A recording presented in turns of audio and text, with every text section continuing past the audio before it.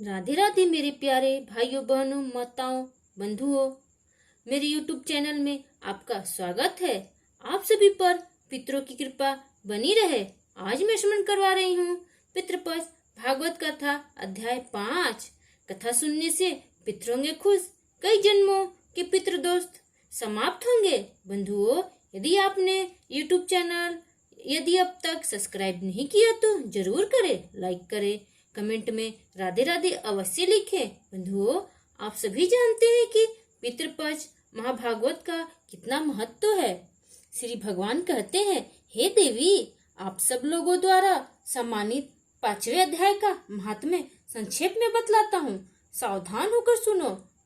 मद्र देश में पुरुकुत्सपुर नामक एक नगर है।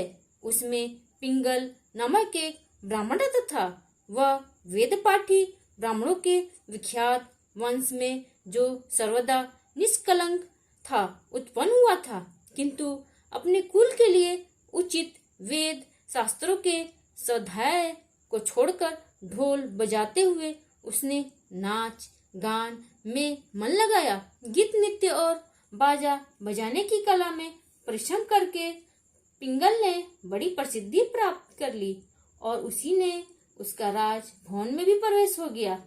अब वह राजा के साथ रहने लगा। स्त्रियों के सिवा और कहीं उसका मन नहीं लगता था। धीरे धीरे अभिमान बढ़ जाने से उच्छृंखल होकर वह एकांत में राजा से दूसरों के दोष बतलाने लगा। पिंगल की एक स्त्री थी जिसका नाम था अरुणा। वह नीच कुल में उत्पन्न हुई थी और कामी पुरुषों के साथ विहार करने की इच्छा से सदा उन्हीं की खोज में घुमा करती थी। उसने पति को अपने मार्ग का कटक समझकर एक दिन आधी रात में घर के भीतर ही उसका सिर काटकर मार डाला और उसकी लाश को जमीन में गाड़ दिया। इस प्रकार प्राणों से युक्त होने पर वह यमलोक पहुंचा और भीषण नरकों का भोग करके निर्जन वन में गिद्ध हुआ। अरुणा भी भगंदर रोग से अपने सुंदर शरीर को त्याग कर घोर नरक भोगने के पश्चात उसी वन में सुखी हुई। एक दिन वह दाना चुगने की इच्छा से इधर उधर फुदक रही थी। इतने में ही उस गिद्ध ने पूर्व जन्म के वैर का श्रवण करके उसे अपने तीखे नखों से फाड़ डाला। सुखी घायल होकर पानी से भरी हुई मनुष्य की खोपड़ी में गिरी। गिद्ध पुनः उसकी ओर झपटा। इतने में ही जाल फैलाने वाले बहेलियों ने उसे भी बाणों का निशाना बनाया। उसकी पूर्व जन्म की पत्नी सुकी उस खोपड़ी के जल में डूबकर प्राण त्याग चुकी थी। फिर वह क्रूर पक्षी भी उसी में गिरकर डूब गया। तब यमराज के दूत उन दोनों को यमराज के लोक में ले गए। वहां अपने पूर्व के पापकर्म को याद करके दोनों ही भयभीत हो रहे थे। तदंतर यमराज ने जब उनके घृणित कर्मों पर हस्तपात किया तब उन्हें मालूम हुआ कि मृत्यु के समय अकस्मात खोपड़ी के जल में स्नान करने से इन दोनों का पाप नष्ट हो चुका है। तब उन्होंने उन दोनों को मनवांछित लोक में जाने की आज्ञा दी।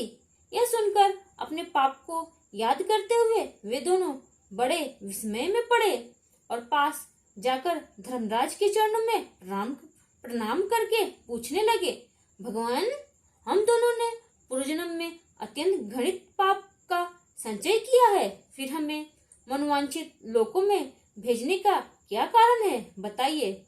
यमराज ने कहा, गंगा के किनारे वट नामक एक उत्तम ब्रह्मज्ञानी रहते थे। वो एकांतवासी, ममता रहित, शांत, विरक्त और किसी से भी द्वेष न रखने वाले थे। प्रतिदिन गीता के 5वें अध्याय का जप करना उनका सदा नियम था। 5वें अध्याय को श्रवण कर लेने पर महापापी पुरुष भी सनातन ब्रह्म का ज्ञान प्राप्त कर लेता है।